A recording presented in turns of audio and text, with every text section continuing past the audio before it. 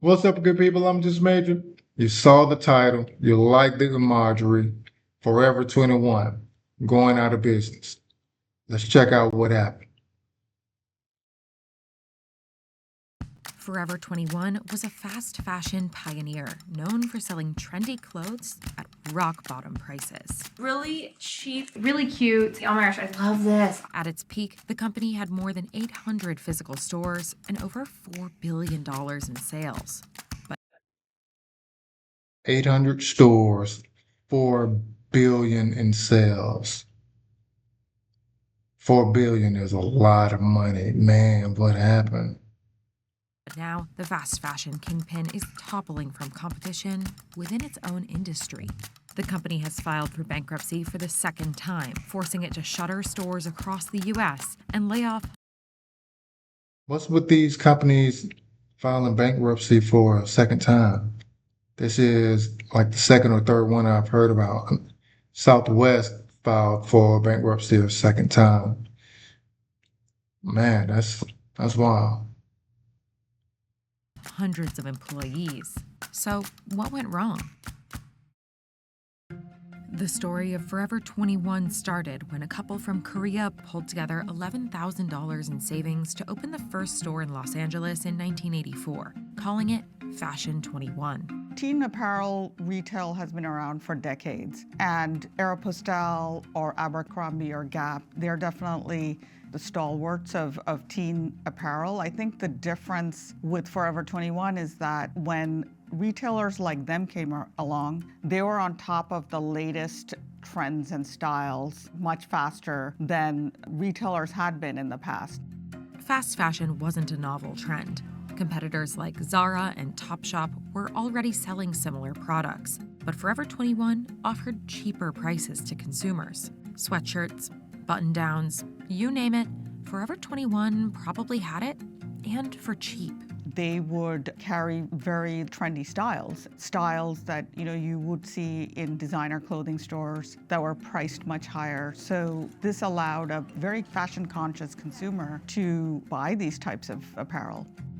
Around 12% of teen consumers listed Forever 21 as their favorite brand in 2011, and sales for the retailer peaked at more than $4 billion in 2014. Forever 21's success quickly took the brand global. The retailer opened more than 200 stores internationally. Look at this. And this is normally the nail in the coffin. Not for all of them, but when you have a physical store location and you're opening internationally and you're opening a lot of stores, 200 additional stores internationally, that tends to be the nail in the coffin. And at least 70 of those stores were 35,000 square feet or larger, including a 90,000 square foot store in Times Square. But expansion came at a cost. The big spaces, 35,000 square feet, that was something that they really emphasized and they really believed in, but that also meant that they had to have a lot of inventory. Over time, that became a financial drain for the company and wasn't so easy to manage. In 2019, Forever 21 filed for bankruptcy, citing its rapid international expansion and underperformance as key. Rapid international expansion, international underperformance.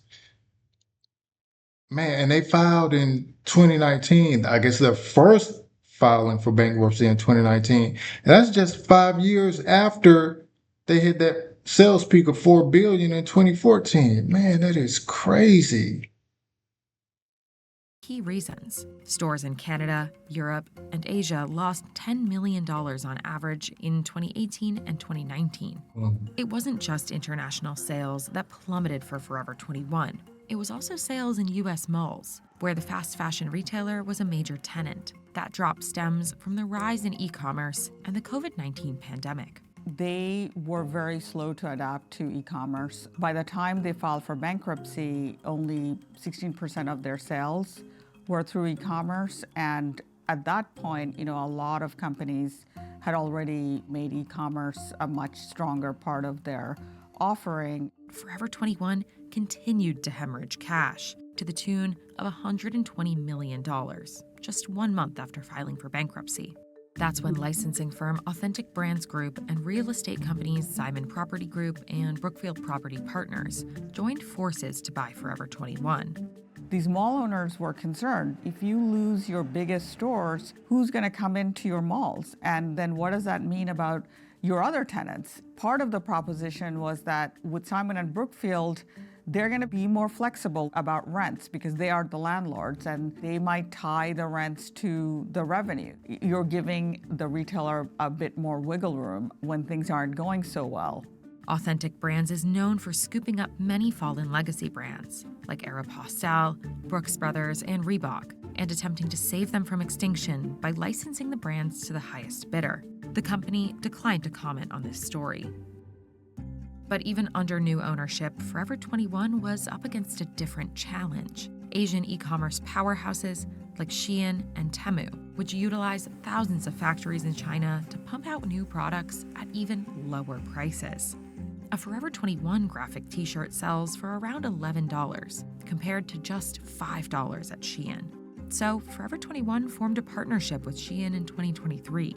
Other retailers are going to have to learn what Shein's doing if they want to compete, because they're just faster and better understanding the customer. Shein offered Forever 21's lineup on its website, and for sure that got them some sales, but it didn't offset enough the loss from the competition from Shein. Forever 21 ultimately was undermined by companies like Shein that can do it faster and cheaper.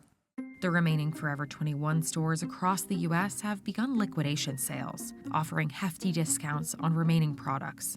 But that doesn't mean Forever 21 will be completely gone. Authentic Brands, they plan to continue to own Forever 21, and they have stores overseas that are not impacted by this bankruptcy. Possibly someone like a Forever 21 served the purpose that both the mall owners and Authentic Brands wanted it to serve, which was that it continued to pull in traffic to the malls. So that meant you had shoppers for all the other stores in Simon Properties malls. It's possible that, they don't necessarily expect these companies to be profitable for them, forever.